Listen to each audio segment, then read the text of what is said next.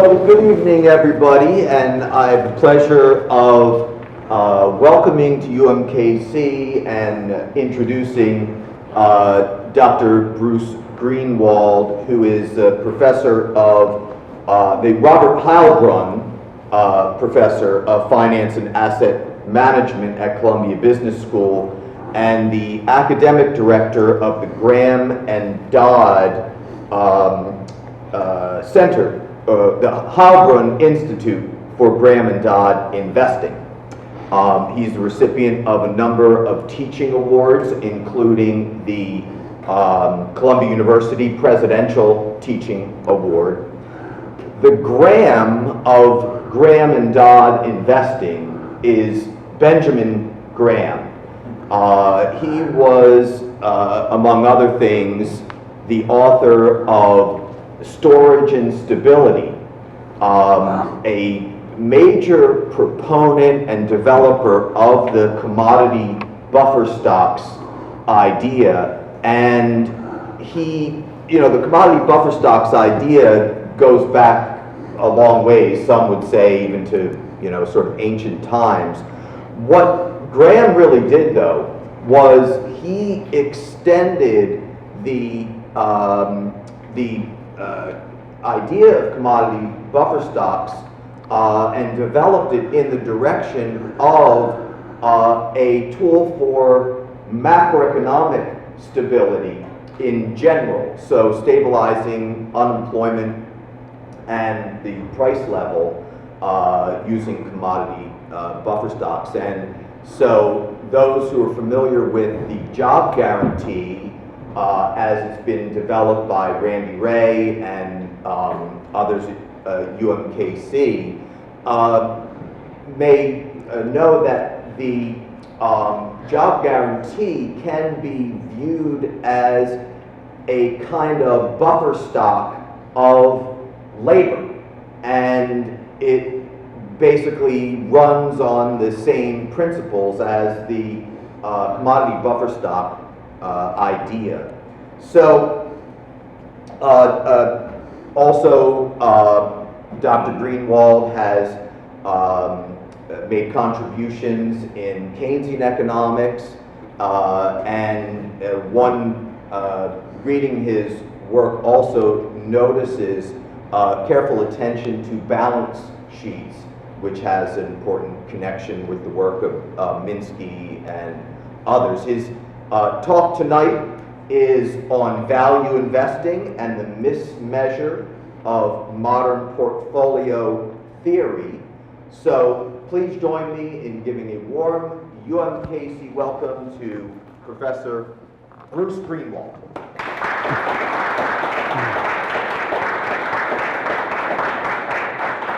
All right, thanks for the very gracious introduction. I'm going to be a little less gracious to start because one of the first things that you learn, and probably the most important thing that you learn about teaching, is that even your best students are only listening to you about a third of the time. Unfortunately, you listen to yourself all the time. So it's very hard to force yourself to repeat everything 3 times. The best way to do it is in response to questions. So when I set the rules here, I'd like to make it clear that you are welcome to interrupt with questions at any point. To encourage that, I would like it if the people in the last 60 rows would move up front to the first 10 so that I could actually see you. I realize that's slightly ungracious, but you will help me a lot if you do that. And as I say, you should feel free to ask questions at any point. What I am going to talk about tonight is actually peculiarly for this economics department, how to get rich. What we're going to talk about is an approach to investing that goes by the name of value investing. It's associated with Benjamin Graham. It is, in at least 3 senses, demonstrably, or at least empirically, the most successful way to invest, and we'll talk about why that is. What do I mean by that? There are simple statistical realizations of this approach. That is, building statistical portfolios with no detailed knowledge of companies in the spirit of the investing that I'm going to talk about, that consistently outperform market portfolios by a wide margin, which means, among other things, that efficient markets theory in the traditional academic sense is grossly contradicted by the existence of these portfolios that can outperform. The second thing is that when you look among the institutions and you look at their performance in investment, these are the investment management firms, the quote value firms are on average significantly more successful than the other investment firms. And the third thing is that if you look at individual investors who've done extraordinarily well, starting with Warren Buffett, but by no means limited to him, the representatives of this school of investing are grossly disproportionately represented in that group of highly successful investors. Having said that, however, they do a terrible job of explaining what they do. This is typically their description. What you do is you look at a stock or an enterprise where you think you can calculate the value, and you try and buy it for a third, that is a 33 to 50% discount from what it's worth.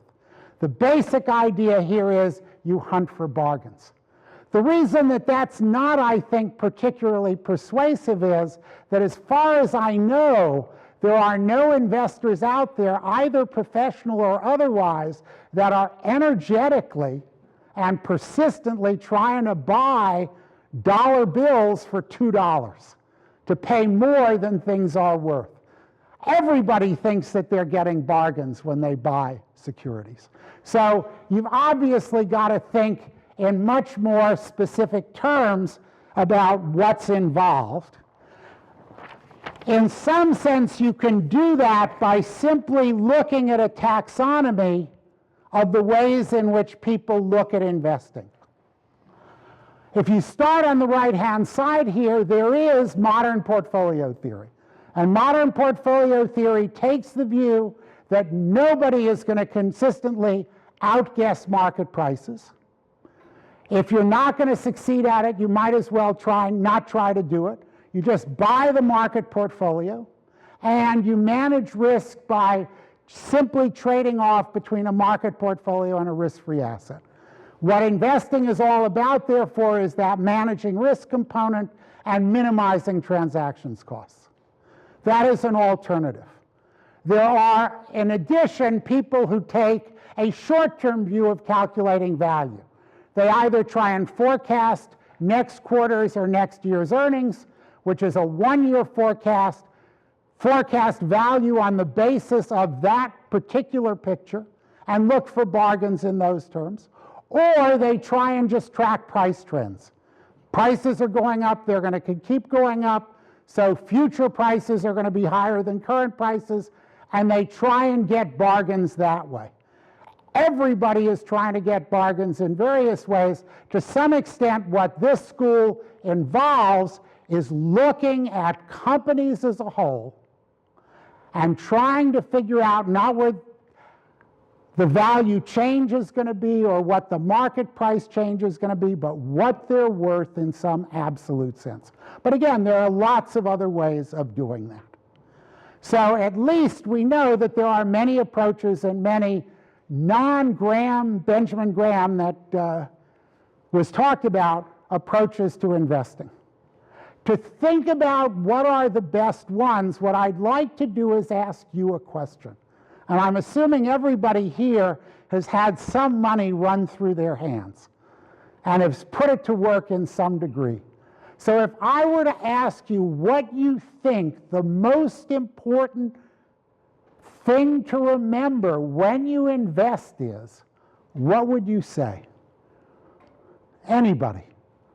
Well, the cash flow? The cash flow that You can look at the underlying cash flow. That is important, but it's not the most important thing. And when I tell you what the most important thing is, it'll be absolutely clear that it is. the amount of money that you'll make as a capital gain or that you're Well, the idea is, you're right, you should always make money and never lose money. But as a principle for driving an investment strategy, it's not clear how you're going to implement that. Anybody else? Risk. You got to pay attention to risk. It's important, it's not the most important fact. The most important fact is this. While markets are not efficient in the academic sense, there is an absolutely inescapable sense in which markets are efficient. And it is this. Do you all know who Garrison Keillor is? Okay, only in Lake Wobegon can all the portfolio managers outperform the market. It is mathematically unavoidable that the average return, or it's mathematically certain, that the average return to all investors has to be the average return on all assets. Because everybody owns everything, and the derivatives net out. There's a buyer and a seller of every derivative. That means if you're going to be above average, somebody else has to be below average. I think the right way to think of that is, and even though what I just told you is rigorous, what I'm going to tell you now is not quite rigorous, but it captures the spirit of that. You can never forget that every time you buy a security, thinking that's a good idea because it's going to produce a decent risk-adjusted return, somebody else is always selling you that security, thinking exactly the opposite. So when you develop an investment strategy, and this really is where Ben Graham started in this, you have to ask yourself, why do I think I'm the person on the right side of this transaction? And that's what's going to drive everything that I'm going to talk about tonight, and it's what ought to drive your selection of investment managers, your selection of investments, and so on. Why do you think you're the person who's going to do well here? To think about turning that into an operational approach, you've got to think about, well, I can do this. You want to think about what an investment process in its most general sense looks like. First thing you have to do is, there are literally hundreds of thousands of securities and millions of securities and investment ideas out there. You're not going to look at them all. So you have to have a search strategy. Some of those strategies actually are define what a firm is. So there are fixed income investors who are searching only among bonds, which are fixed income investments, and there are equity investors who buy stocks. So sometimes that search strategy is embedded in what the firm does. Once that search strategy has generated or identified a security or an investment opportunity worth examining in detail, you have to have a technology for valuing that opportunity. The search strategy should throw up opportunities where you are likely to be on the right side of the trade. The valuation approach that you take should be better than the valuation approach of the person on the right side of the other side of the trade. And just to give you a preview for what's going to happen here, thank God what everybody in this school and everybody at Columbia and everybody at Harvard is teaching people to do in terms of valuation is a really stupid thing to do in practice. And we're going to talk about that. The third step is you're going to do active research. You're going to look at collateral indicators, you're going to track your own past behavior, you're going to do focused investigations to collect information. And you want to do that in all those things in an efficient and comprehensive way, so they're not going to put you at a disadvantage. And if we have time, we'll talk about ultimately how you're then going to go about managing risk.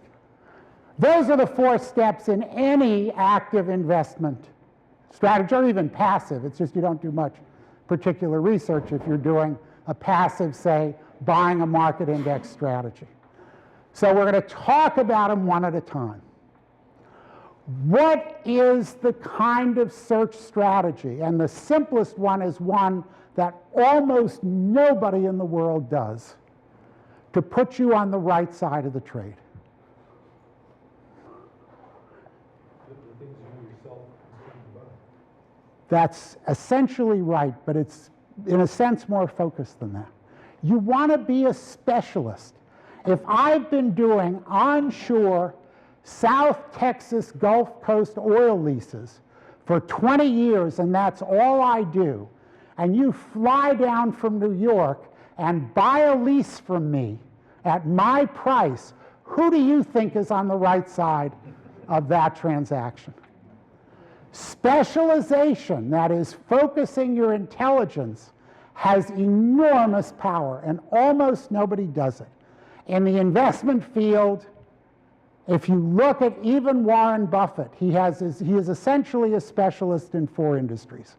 Banking, he owned a bank, and he's consistently invested successfully in banks. Obviously insurance, where he owns companies and has invested very successfully. Consumer non-durables, where the same applies, and media, where he owns newspapers and TV stations and has successfully traded them. If you look at his returns outside those areas, they are still good, but they're nowhere near as good as his returns in those areas. So the first thing you want to think of, and it is extraordinary how rare this is, you want to think of looking for investment managers or yourself being specialized. It turns out, however, that beyond specialization, there are strategies that just in general will identify opportunities that on average outperform the basic market. And you can do it statistically. Uh-oh. That's close enough. What happens in times of crisis when everybody is on the wrong side? Okay, we're going to talk about that in just a second. That is a simple example of a more general principle. The stocks you want to look at if you're not going to be a specialist are stocks that are obscure. So ideally, you're the only one looking at them. Small companies in faraway places. But most important, look really bad. They are undesirable, where you as an investor look at that opportunity, whether it's because this is a time where everybody thinks things are falling apart, or this is an industry that's in real trouble, or this is a company that's in real trouble, and you look at that and you say, oh, I'm not investing in that. And when you see that, that's actually where the opportunities are. It is obscure, ugly, sometimes other supply and demand imbalances, but cheap stocks that you want to do. Portfolios simply that consist of the 10% of cheapest stocks on any stock exchange in any extended period in the United States and in almost every country but Italy, and it's reassuring that it doesn't work in Italy, outperform the overall market, depending on how often you trade those portfolios and so on, by between 3 and 6%. And you can do it just by statistically applying that test, calculating a ratio of market value for the company to its book value, and picking the lowest market to book ratios. And that will do phenomenally. Not every year, but over time, that will do phenomenally. Now, it's interesting what those portfolios look like. 2/3 of those stocks go bankrupt. But the ones that don't do so well that those portfolios significantly outperform the market. At the high end, if you buy expensive stocks that are attractive, that have compelling growth opportunities, they underperform the market by significant amounts, a little less, not quite the 3 to 6%, maybe 2 to 4%. If you do a long-short portfolio, it's the best portfolio. It makes about 1% a month with no net market exposure. And that's just applying these principles in practice. And the question is, why is it that we think that this has worked and has worked for as many years as it has. And the answer increasingly has come to be that it is taking advantage of systematic human misbehavior that most investors just cannot help themselves but reproduce. So, and I think there are probably three elements you want to concentrate on here. There's a whole field of behavioral finance that documents these, but there are probably three that really matter. The first is that in every society we know of, lotteries have been successful enterprises. People buy lottery tickets. They have always been mathematically really crappy investments. Worse when the government does it than when the mafia does it, but in any case, you lose between 30 and 70% of your money. Yet persistently people buy lottery tickets. Why? Because people will overpay for the dream and the opportunity to get rich quickly. In markets, that means they will overpay for the glamour stocks where they think that's a possibility. So on the one hand, you have that, which leads to overvaluation of the glamour stocks. If you simply avoided them, you'd actually improve your return above the market average. Second thing is that people, and the technical name for this is loss aversion, people don't like looking at ugly opportunities with high probabilities of loss. They just don't like looking at it. And if they don't look at it carefully, they're not going to buy it. That means that the ugly stocks are going to be oversold. They're going to be sold, so the person on the other side of that trade is just dumping it. And you can get a really good price. And that, of course, complements, with an E, the lottery ticket effect. Now, what actually amplifies these two things in terms of individual behavior is human beings are constituted and cannot stop themselves from believing they know what they know with a vastly higher degree of certainty than is warranted. In the debate on weapons of mass destruction in Iraq, nobody said there are weapons of mass destruction in Iraq with probability 60% or probability 40%, but that was the reality. In advance, nobody knew. They all decided either that there were for certain or there weren't. When they apply that to stocks, they decide the good stocks are good stocks for certain, and the bad stocks are bad stocks for certain, and nothing is certain. Now, this kind of behavior is so compelling that I'll just tell you one of the experiments that you'll see people cannot help themselves. So one of the seminal experiments in this area of overconfidence is people were asked to look through eye holes into a dark room at luminous squares. And they were told the squares were between 1 foot and 20 feet away from them. And they were simply asked to estimate how far away the squares were and to put error brackets on their estimates.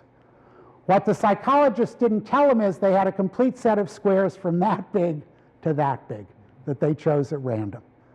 And the answers that people gave were completely uncorrelated, as they should be, with where the squares actually were. The right answer should be 10.5 feet plus or minus 9.5 feet. Everybody gave a very precise answer. They said, oh, that's 14 feet away, that's 6 feet away, that's 5 feet away. And the error brackets they gave were plus or minus a foot. So in a situation of radical uncertainty, people impose certainty on that situation. And you can see how that's going to amplify the overvaluation of the glamour stocks and amplify the undervaluation of the ugly stocks. The other thing you ought to know is people don't learn. These experimenters decided that maybe they didn't understand that there were squares of different sizes. So they actually showed them the squares of different sizes, and they reran the experiment. And people still gave very precise answers about where the square was. They were still completely uncorrelated with where the square was. And the error brackets went up from plus or minus a foot to plus or minus 2 feet. People learn a little, but they don't learn much. And those individual behaviors are things you can take advantage of systematically, and you do when you buy the ugly undervalued stocks and portfolios of those stocks and stay away from the overvalued glamour stocks. Now, you would think that institutions might act to control these individual irrational behaviors. All the evidence is that they amplify them. If you're a portfolio manager and you underperform the market, it turns out your clients will stick with you if you don't underperform by that much. So if everybody else is buying the glamour stocks, what's the low-risk thing for institutions to do? Buy the glamour stocks yourselves. When you're marketing, what these companies talk about is their big successes, their lottery tickets. And you can't get those if you don't buy the lottery ticket stocks. They never talk about the near bankrupt stock that came back from death. So for marketing purposes, they tend to put together portfolios that appeal to those instincts, and they concentrate on trying to get blockbusters that they can talk about. So all the evidence we have is that institutional behavior amplifies this individual behavior. So in terms of a search strategy, it's either specialization or cheap, ugly, and unappealing and obscure, or both. And ask yourself how many investors actually do that, and the answer is vanishingly small. That is, however, only the first step in a successful active investment strategy.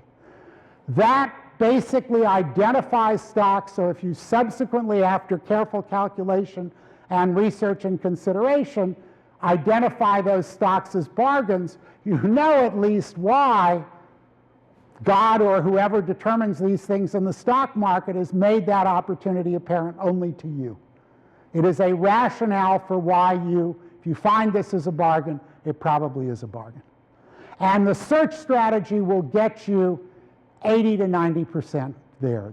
These statistical portfolios have outperformed by basically 4%, outperformed the market by 4% for the last almost 50 years.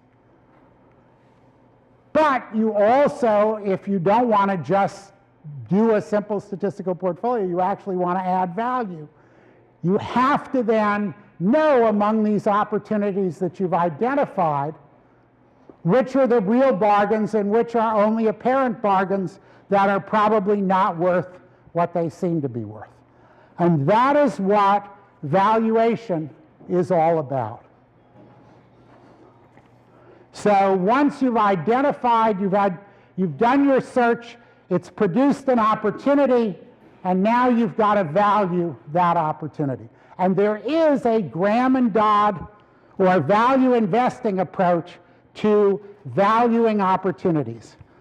To think about it, though, what you have to start with is an idea of how people in practice value things. When Randall gets to Wall Street, what he will see is that mostly the way people value things is they do an estimate of some continuing cash flow, either earnings, net income, or earnings before interest and taxes, or earnings before interest and taxes with accounting amortization added back, or that with depreciation and amortization added back, and they slap a multiple on it. And the multiple comes from God knows where, but presumably it's what comparably attractive stocks per unit of cash flow are trading for. Well, what does comparably attractive mean? It means that it has to have the same economic strength of position, it's the same place in the business cycle, it's got the same level of leverage and risk and therefore cost of capital, it's got the same rough management quality, and it's got the same growth prospects. Lots of luck finding things that have that degree of accuracy. So people just very carelessly slap multiples on things, and they say, okay, this is worth 10 times EBIT, or this is worth 12 times earnings before interest and taxes plus depreciation and amortization, or sorry, 7 times that. If you're doing that, you should be clear you're doing what everybody else is doing and there's no advantage there. So what do we teach our students to do? And this is something I hope every, at least MBA here, is familiar with. What we teach them to do is a discounted cash flow. They estimate revenue year by year. They estimate margins year by year, making assumptions about consumer, competitor behavior, technology and costs, and management performance. They subtract from those net earnings required reinvestment, which again depends on estimates of technology and what they have to invest to sustain their position. They subtract taxes from that. They get an after-tax cash flow.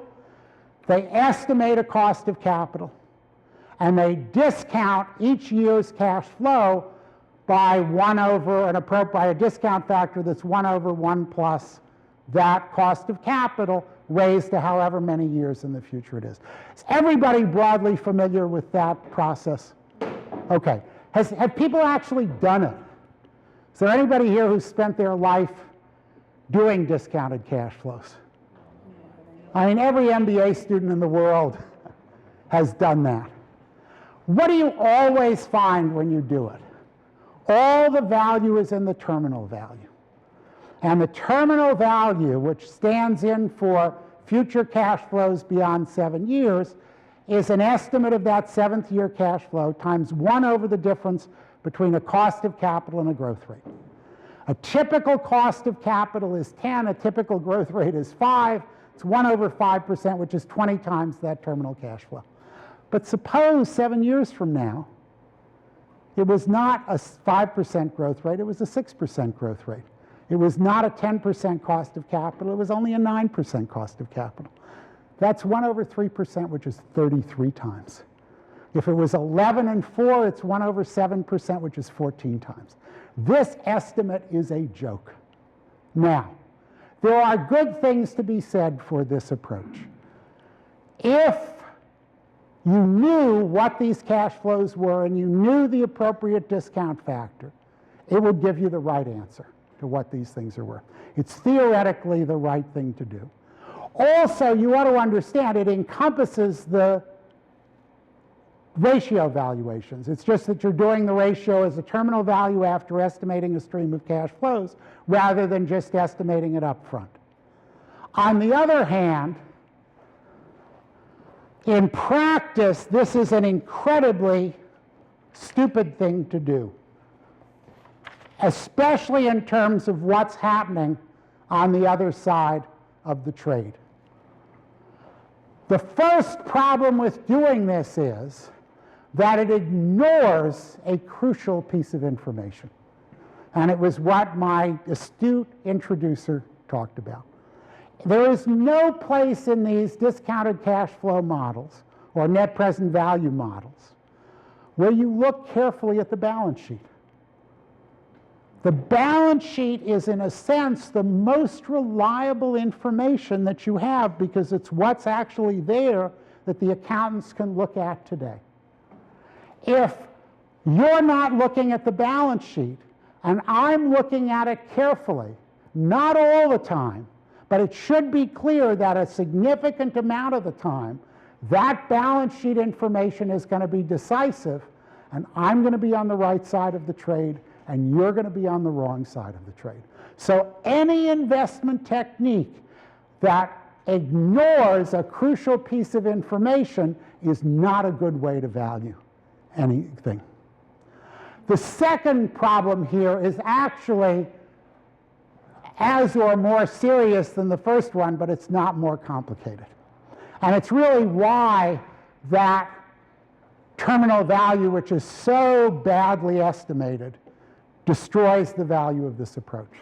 If you think of these net present value calculations, what they do is they estimate future cash flows. They apply weights to them which are lower the further in the future they are, and they add them all together, where the terminal value stands for the far distant cash flows. Well, what are you doing there? You're taking very good information, which is the near-term cash flows, and very bad information, which is the distant cash flows, and you add it together. And when you add bad information to good information, what do you wind up with?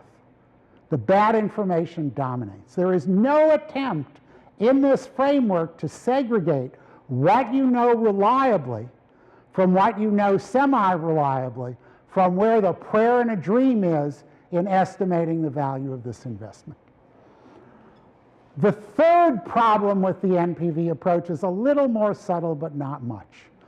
What are the assumptions that you make in estimating that net present value? Well, let's talk about the Ford Motor Company. I have to know the profit margins for the Ford Motor Company.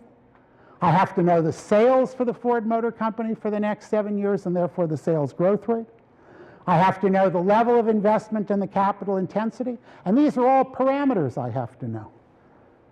I have to know the cost of capital over this period and other parameters. How many people think they know that for the Ford Motor Company over the next 30 years? Lots of luck with that. On the other hand, are there things that I know with reasonable confidence about the Ford Motor Company into the future? And let me start. Is there going to be a viable global automobile industry? Yes.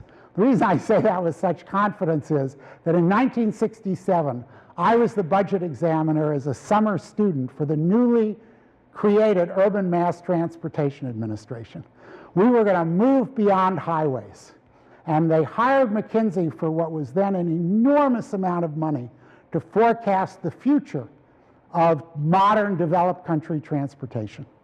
And McKinsey came back after spending the $3 million and said, future transportation is going to consist of multi-use right-of-ways occupied by individually targeted vehicles, cars, trucks, and buses on roads.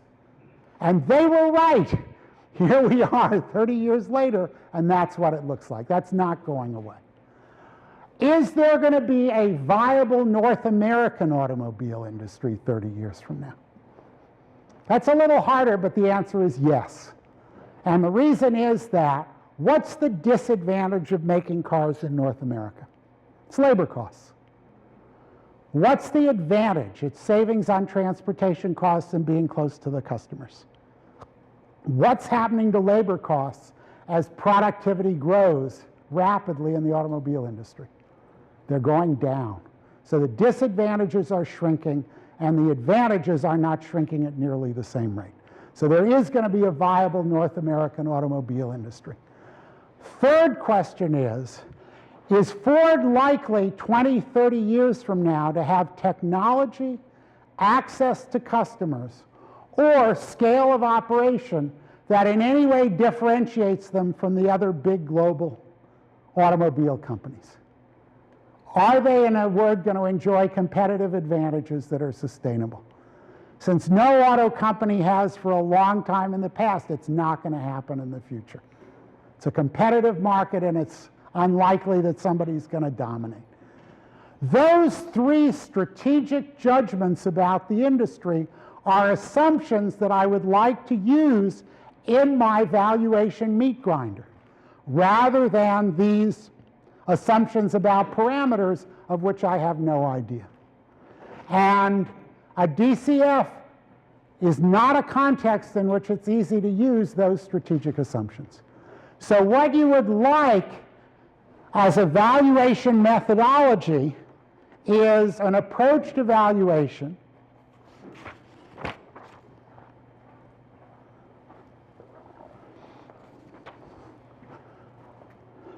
where you use all the information, you organize it by reliability components, and you organize it by underlying strategic assumptions. So I can say, this is value I have confidence in, this is a piece of value I have less confidence in, And this is how those values depend, not on parametric assumptions, but strategic assumptions. And the real tribute to Benjamin Graham is that in the 1920s and 30s, he developed an approach for doing this that is surprisingly simple. And this is it. You're going to start with the assets. Why? Because it's the most reliable information you have about a company. You can go out and look at the plants that are on the balance sheet, at the product portfolio that they may have bought, at their accounts receivable and inventory. It's all there. You don't have to do projections. So start there when you go to value a company, because that's the best information, and that's where you want to start. Let's make a strategic assumption.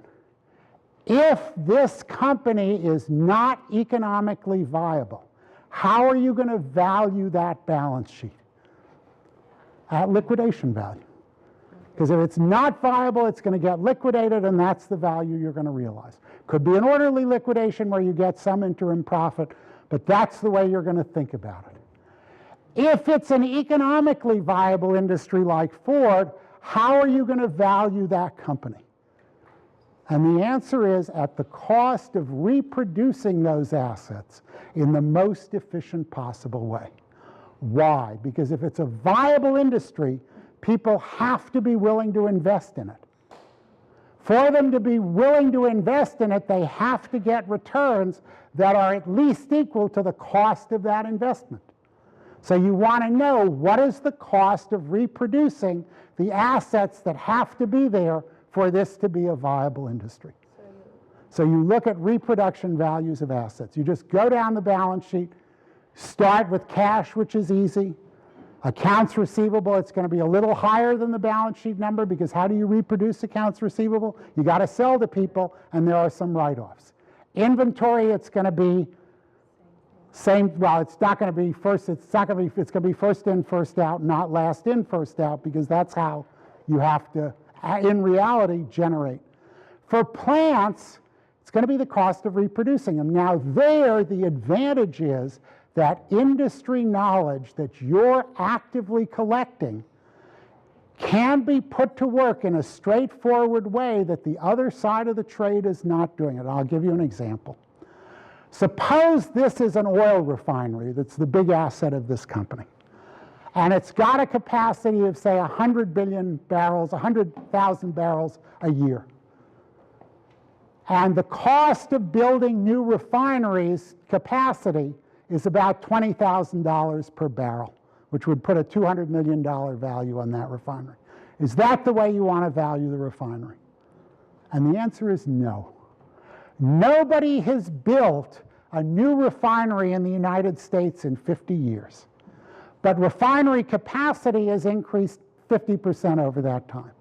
At the margin, therefore, what's the most efficient way to reproduce refinery capacity? It's brownfield capacity, not greenfield capacity. And that number is about $8,000 per barrel. If you know that, you have a feel for what is going to elicit extra refining capacity in a way that the other side of the trade doesn't. You can do it for intangibles, a trained labor force, a product portfolio, and a book of business. What would you have to pay an independent sales agent to generate this book of business? What is good about doing that and starting there? One, it's reliable information, but two, it's information very few people on the other side of the trade are collecting. And that's where you're going to start. What's the second most reliable piece of information you probably have about the company? It's what's its average earnings potential, averaged over the business cycle, taking out any accounting manipulations, as it sits there today. Graham's word for that was the earnings power of the business. It's a sustainable earnings level of the business as it sits there today. And that's, again, something you can get your arms around because you're not looking at the future. Now, you do have to project that into the future to get a value. To convert that flow to a value, you've got to multiply by 1 over the return that you require, say 1 over 10%, but at least you're not subtracting the growth rate.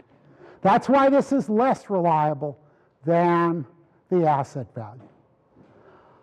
Where do all the problems in valuation arise? They arise from the growth. So we're just going to ignore the growth for the moment. We're going to look at the earnings power and we're going to look at the asset value. And then we're going to see if it tells a story that's relevant to both what I'm going to look at in this investment and to what the value of the growth is going to be. And the picture is going to look like one of these three things.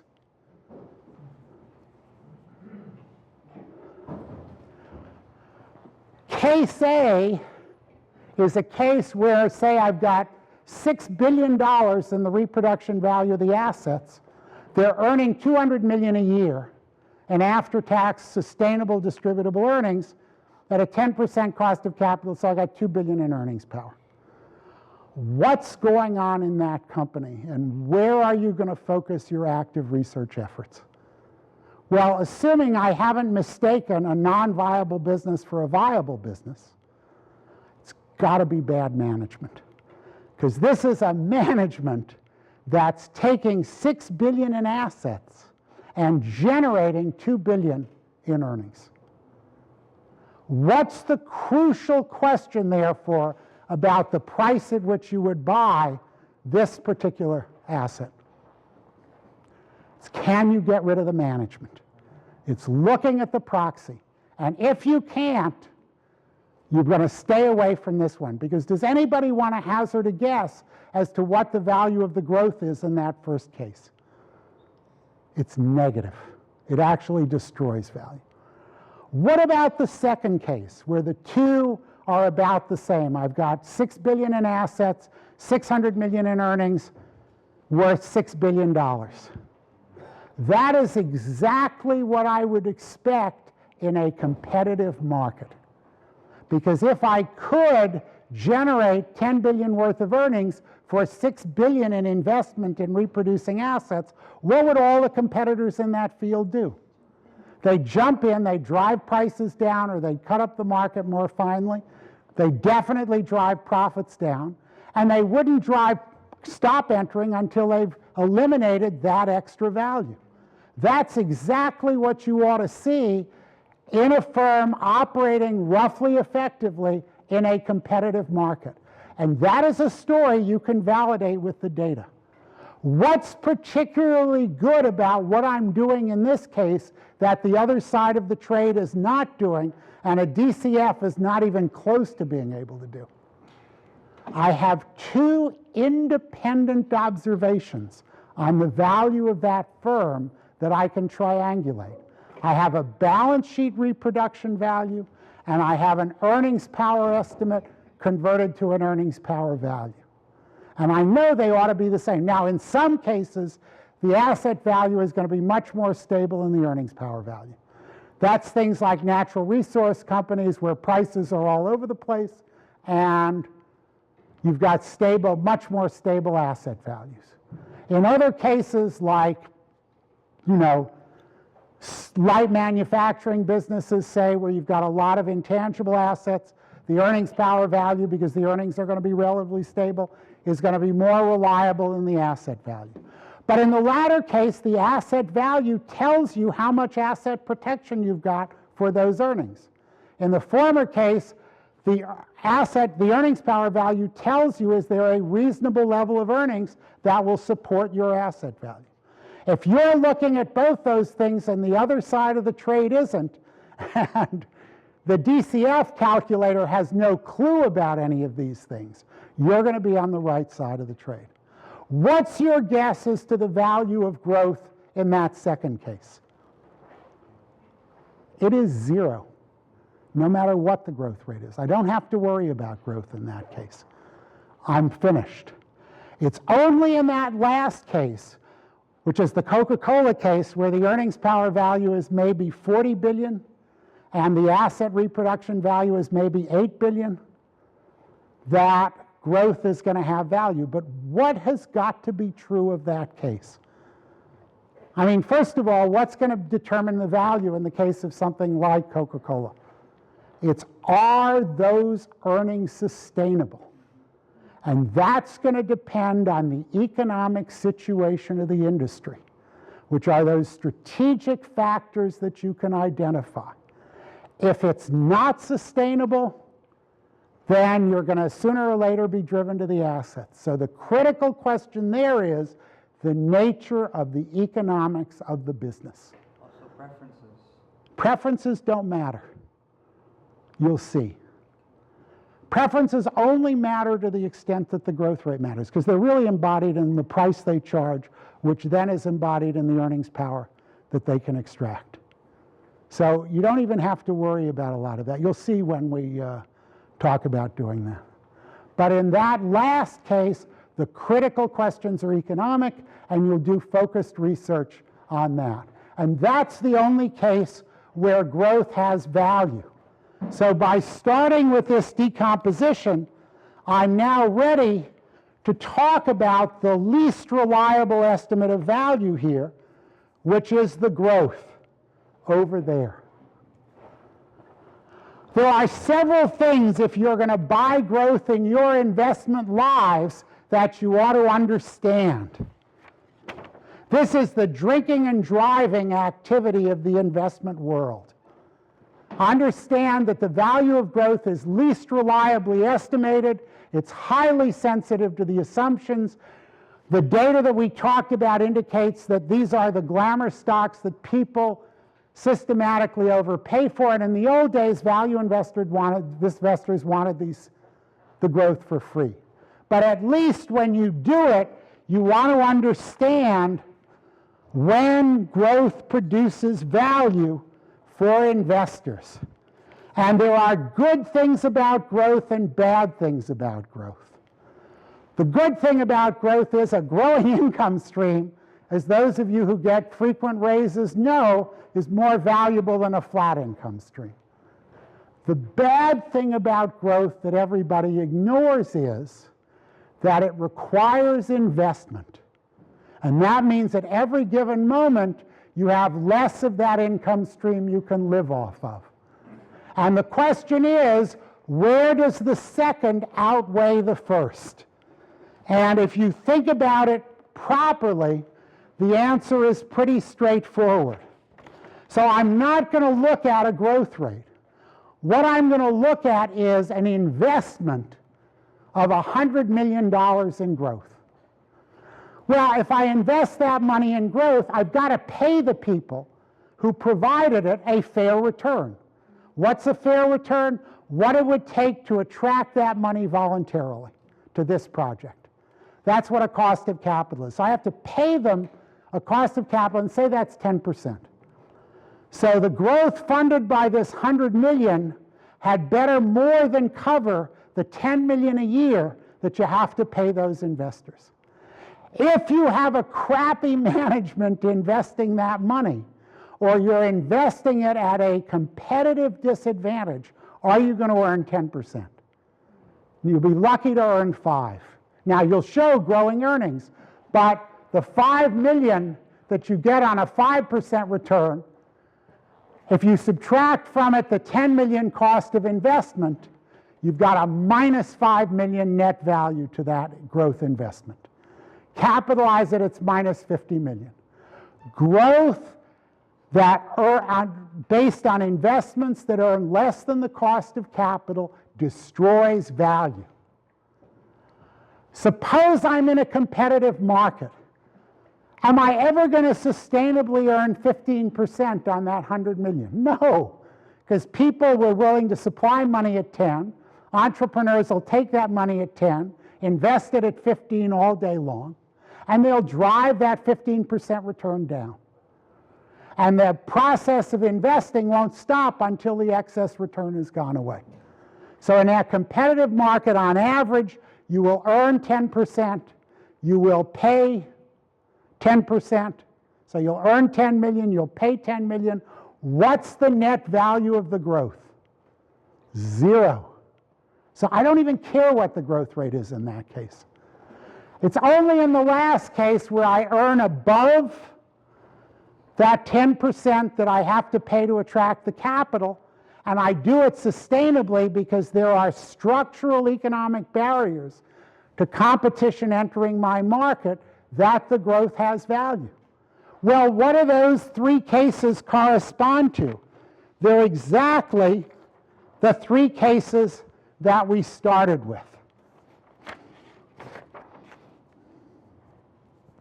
The first case is the case where the assets are less than the earnings power value that's being generated. It's the crappy management, the management operating at a competitive disadvantage. That case, you want to stay away unless you're sure you can kill the management, because they can eat up that asset value in trying to grow faster than you would ever believe. And that's where value investors get in trouble. They look at the assets, they say, hot damn, and they forget that they've got these energetic but brain-damaged and self-serving managers busy dissipating it in growth as fast as they can. In the middle case, what am I going to do about the growth?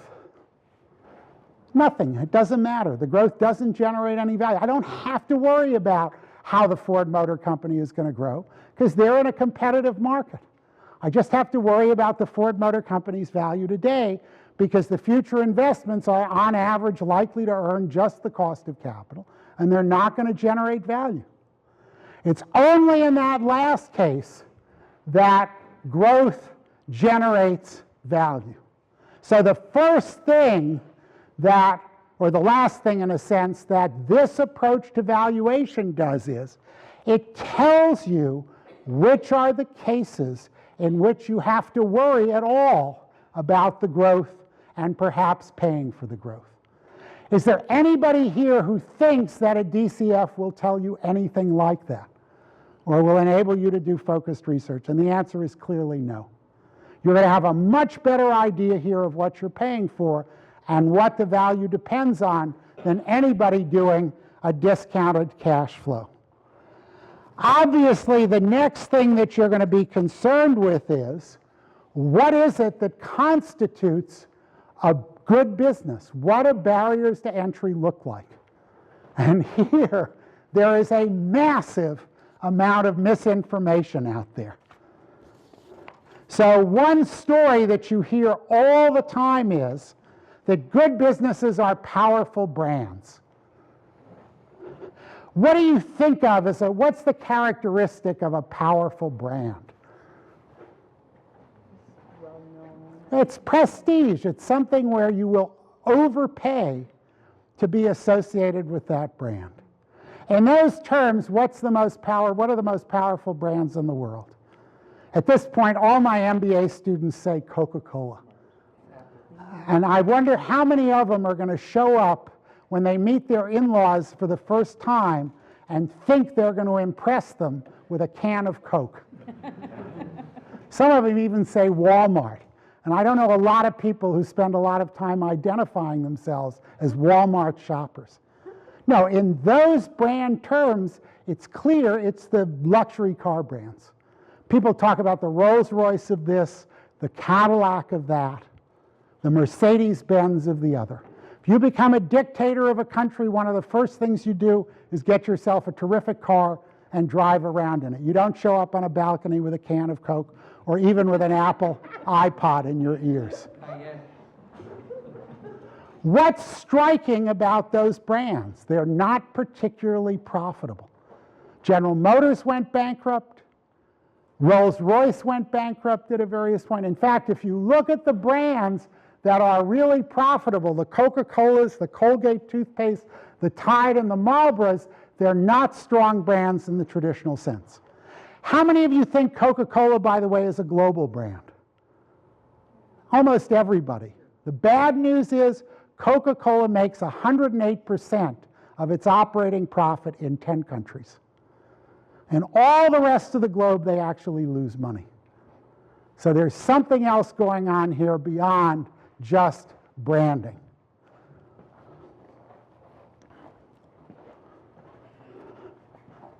Uh-oh, what did I do with my... Well, there's something else that you always hear of, and it's really something you ought to be warned against because it's the thing that generates a lot of the misplaced excitement.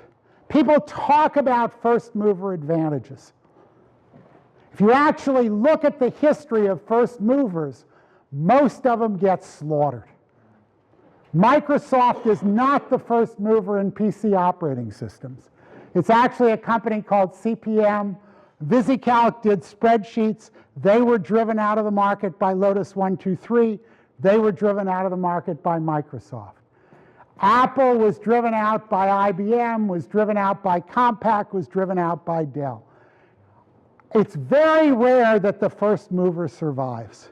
So it's not about getting there first. So if you think that's going to do it, all the empirical evidence is you're wrong. Now, the other model for defining good businesses is, and I don't know how many of you are familiar with this, is Michael Porter's 5 forces. How many people have been exposed to that? He's a famous business strategist. He sort of categorizes markets by a list of 5 forces.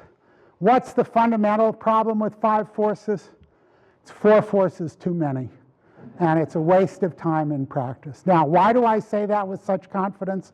If you've read his book, the first chapter is all about the 5 forces.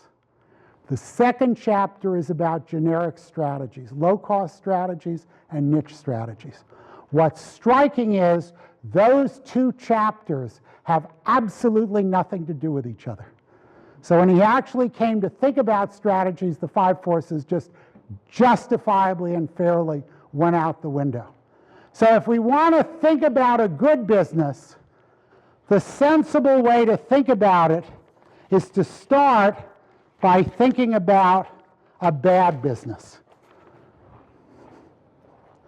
And this is the one that I hope does not give people a frisson of horror because it comes from your freshman microeconomics course.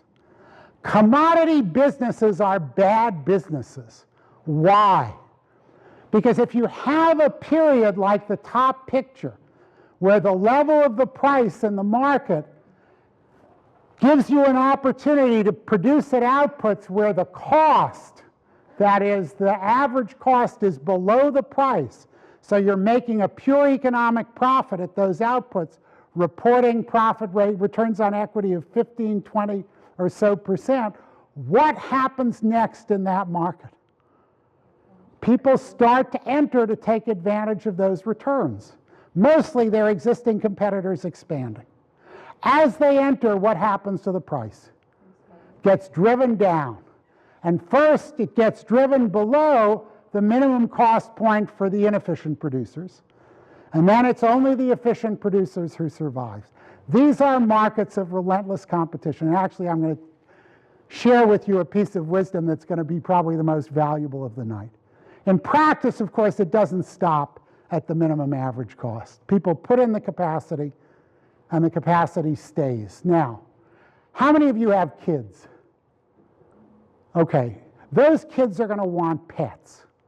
What's the most important thing to know about the pet decision, just like it is with the capacity decision? It is a lot more fun to buy a kitten than to drown it later. If you buy that kitten, you are stuck with it. Trust me. Once the capacity goes in these markets, it tends to stay in these markets for a long time. So you spend long periods of sub-market returns, then there are exciting returns, but on average, these are not good businesses to be in. So what do they tell you in sort of your first level business school course to do if you find yourself in this kind of business? They tell you to differentiate your product. Turns out that won't do it. Because if you think about what a differentiated product does for you,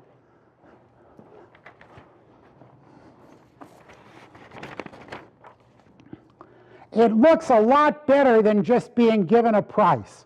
You face a demand curve. You can charge a high price and sell a few cars, or a low price and sell a lot of cars.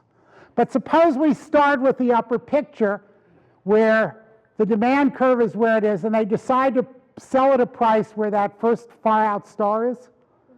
And their price, which is what they make, is above their average cost.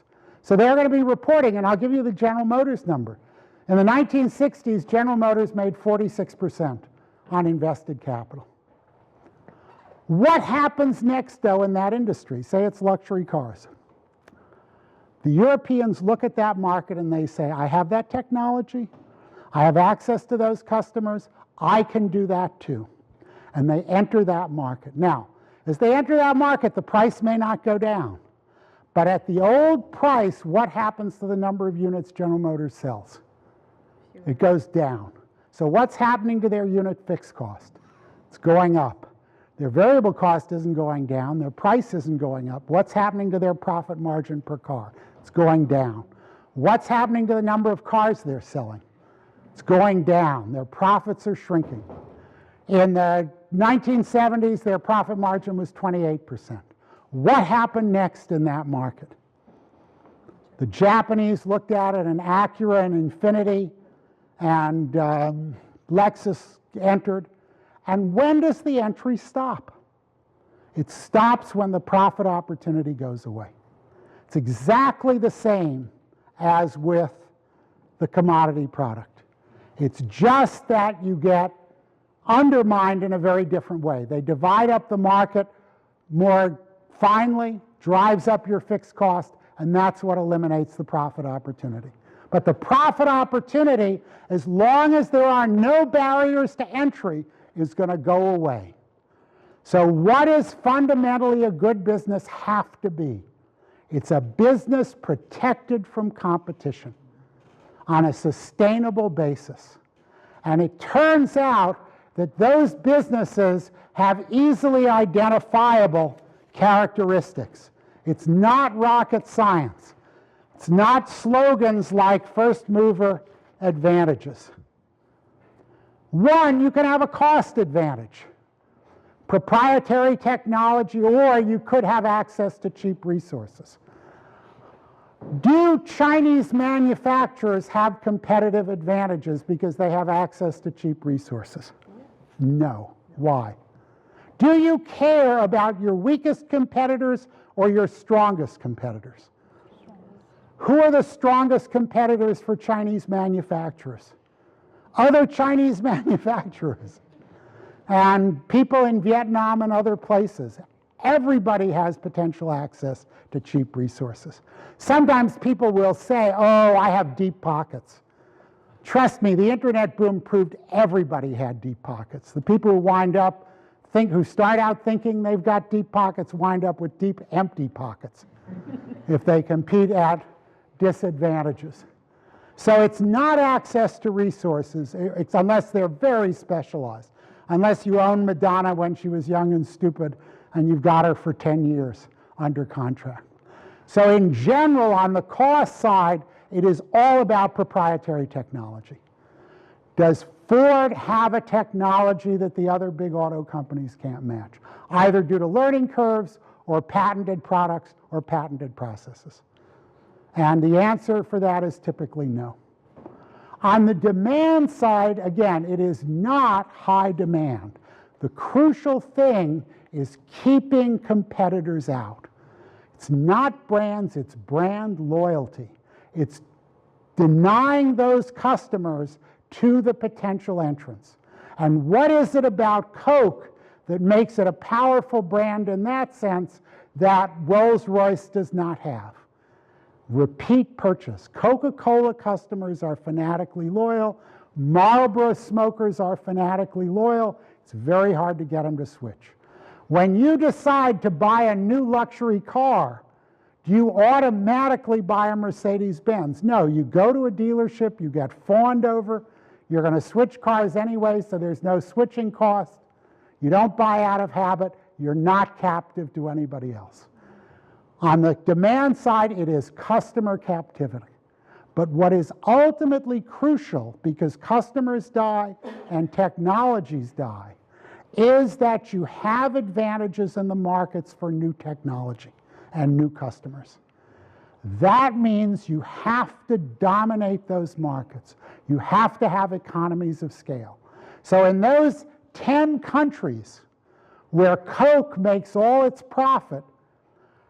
Why does it make the profit? Because it dominates distribution, and distribution is a huge fixed cost in those markets. And it can offer lower prices, and it can advertise more in those geographies than its competitors, so it can recruit new customers on a favorable basis. Why has Intel dominated CPU chips for 15 to 30 generations now? Because the big PC manufacturers will stay with Intel if it has a comparable product. If Advanced Micro Devices or IBM produces a good product, they may be able to get 20% of that market. Intel will get 100% of it. That means Intel can outspend AMD and IBM by 5 times in that market. And given the economies of scale in research and development, who's going to win the race for next generation chips pretty much all the time? It is ultimately, therefore, for sustainability, you want economies of scale. In economist language, the only sustainable monopolies are natural monopolies.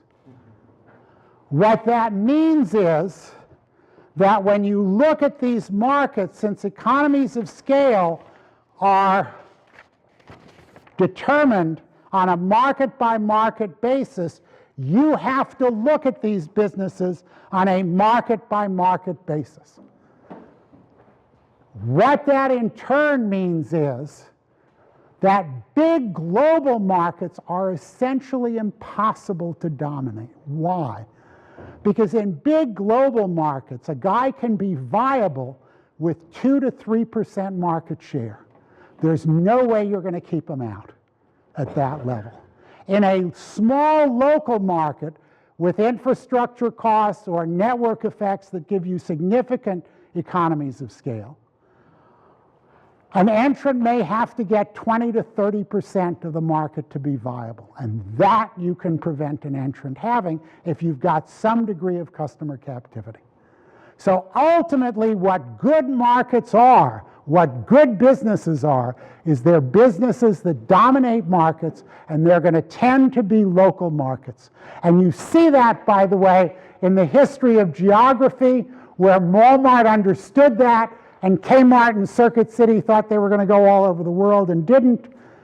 In the cell phones, where it's the locally dominant old Baby Bell cell phone companies that won the fight, not the AT&Ts and the Sprints or the Deutsche Telekom, which are global. If you look at the PC industry, who are the people who wound up making all the money? It was not the Apples and IBMs who did everything, or the Japanese who tried to do everything in chips.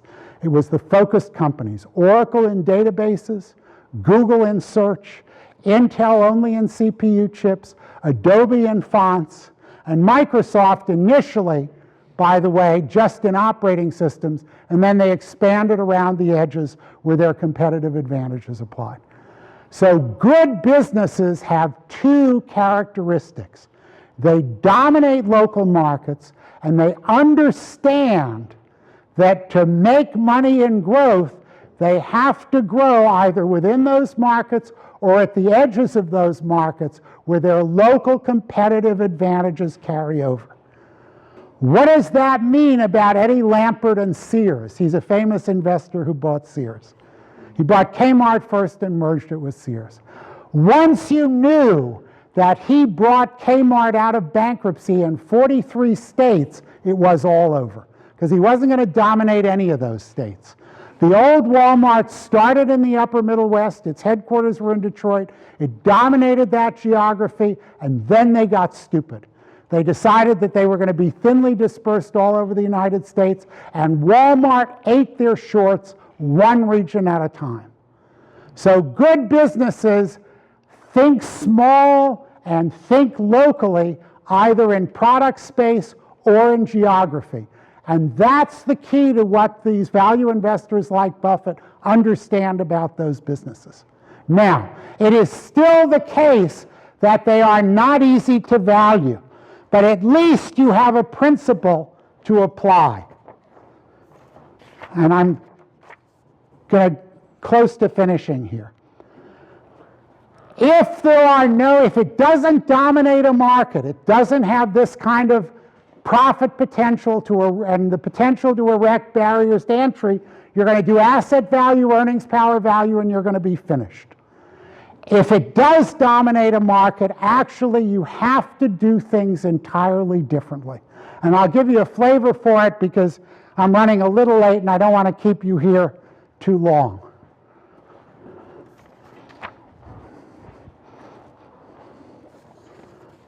What you've got to do is recognize what the valuation problem is, which is when you're doing growth companies, the underlying parameters are related to value on a very steep part of that curve.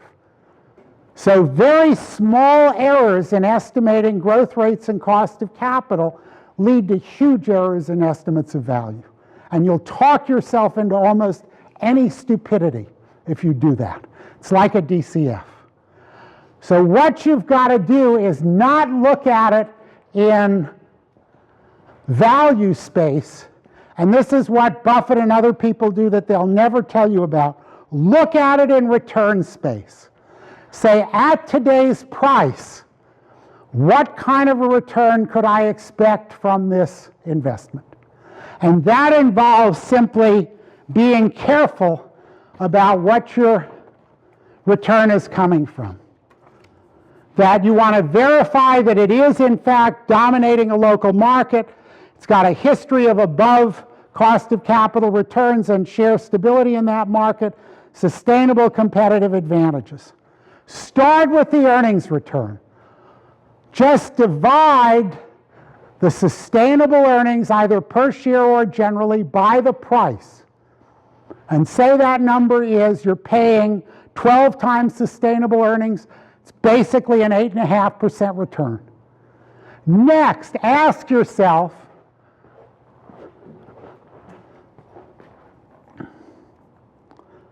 how much of that return are they distributing to you? So Walmart, for example, trades at about 15 times earnings, which is about a 6.5% return. The dividend is about 2.5%. Start there, the dividends plus the buybacks. The fraction of that, in my example, 8% that they return to you. Say it's half. You got a 4% cash return. Then, what do they do with the other 4%? They invest it. And you ought to investigate carefully where the money is going. And if they're not earning above the cost of capital, if it's Walmart that's expanding in Germany or Korea at a competitive disadvantage to the locally dominant retailers, they're not going to make any money. If they're building stores within regions they already dominate using their existing infrastructure, turns out you can calculate that return. It's about 18% versus a 9% cost of capital. Every dollar they invest there is worth $2. So look at the average return in that investment program and divide it by a simple estimate of the cost of capital. If they're earning 15 and their cost of capital is 10, every dollar of that 4% they reinvest is worth $1.50.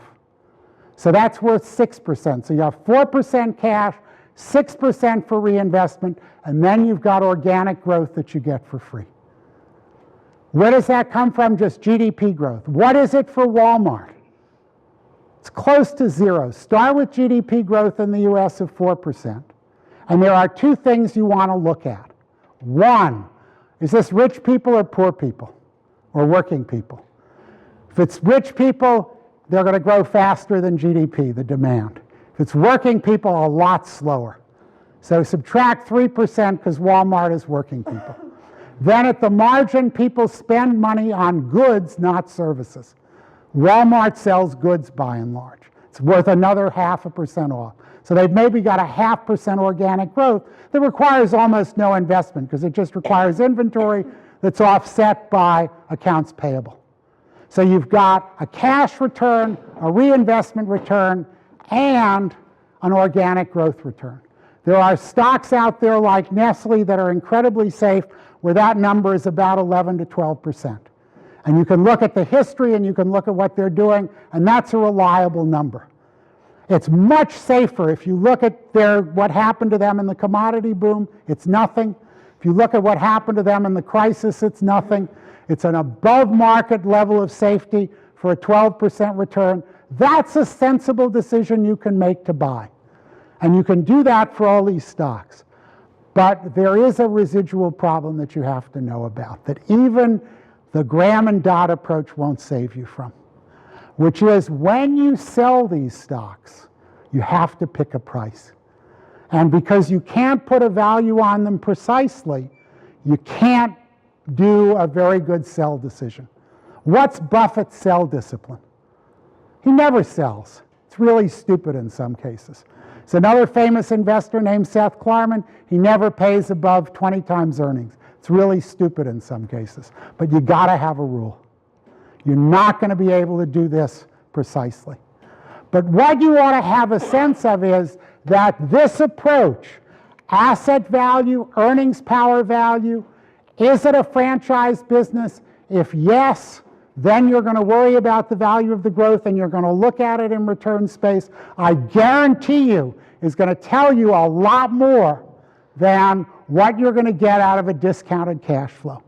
And to the extent that all the business schools continue to teach discounted cash flows, this is going to put you on the right side of the trade there. It also is going to enable you to do focused research because it identifies the critical parameters. And doing focused research efficiently is a critical part of an investment process. You also ought to look at the collateral evidence, and if you do all that really well, there may not be that much risk to manage. On risk management, I just want to say two things. One is you cannot decentralize it. You have to do it yourself. Why? Because if manager A is insuring against risk B and manager B is taking on risk B, the two net out and you're paying them both fees for the same thing. The very first job that I ever did in finance was looking at the AT&T pension funds. They had 200 managers. There were a group of us at Bell Labs that did it. The first thing we did just to see what was going on is we asked in any given week how much of what one manager was buying was another manager selling. And what do you think the number was with 200 managers? It was 90%.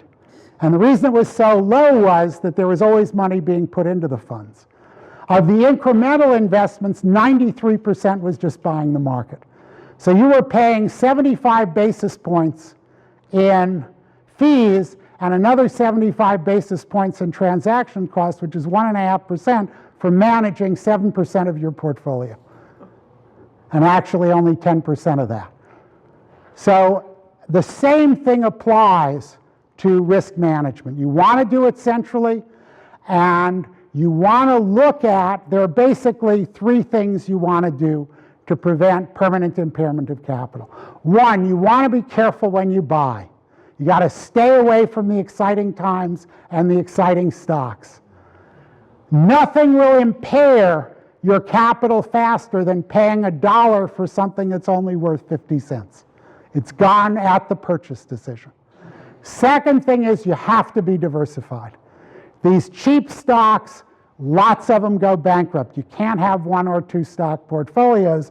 And three, you've got to stay away from leverage because it'll turn temporary losses into permanent losses.